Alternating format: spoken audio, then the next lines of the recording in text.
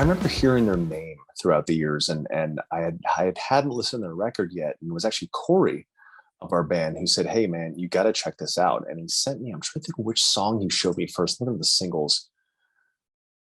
I want to say it was probably "Heads Will Hang" was the first one I heard, or maybe it was Black Mammoth. But I remember right when I heard "Heads Will Hang" for the first time off the Great Collapse, I was like, "There's no one this heavy in the world. This is one of the greatest, most unique, heavy, incredible things I've ever heard before." So I truly fell in love with the record, started jumping into it, and just freaking out over it, or posting about it, saying like, "Hey, I see a lot of people talking about heaviest band in the world, but this is the heaviest band in the world, Fit for an Autopsy." Ended up becoming buddies with them through socials.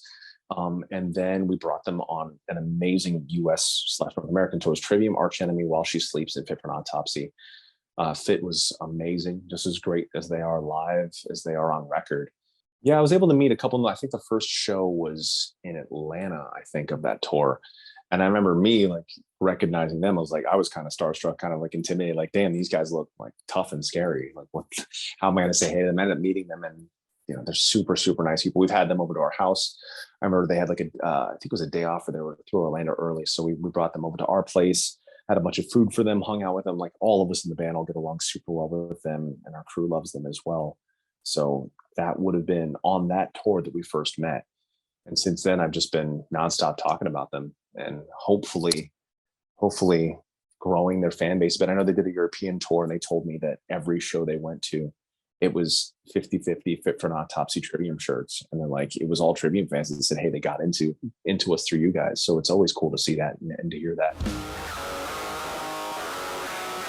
I mean, definitely, like, that Great Collapse was a record that was on nonstop during, I'm trying to think if that was before Sin, or maybe it was Dead Men. Maybe it was Dead Men. It was on nonstop. So there's definitely, like, it inspired me to jump into even heavier stuff, to go even heavier. They do it so tastefully, though, because I keep referencing them as a very heavy band, but they do have such great moments of melodic and intense and sad, and really every vibe and every sort of emotion.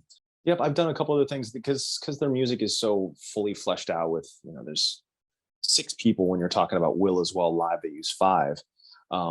I have taken some of the tracks and transformed them a little bit, just try to turn it like one voice and one acoustic at one time.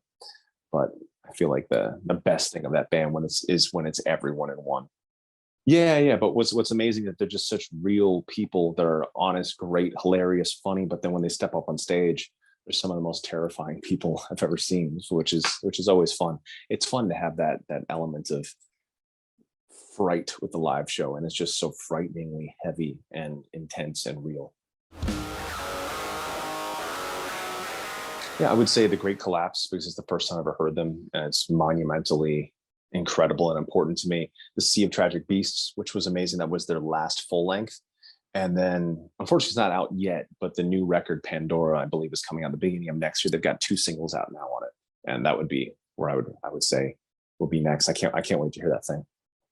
I think it's best letting them hear the music. I'd show them Hydra. Hydra is that was the first track that really hooked me. I would show them that song because it has everything. I mean, that intro was so frighteningly heavy, and then it just takes off from there.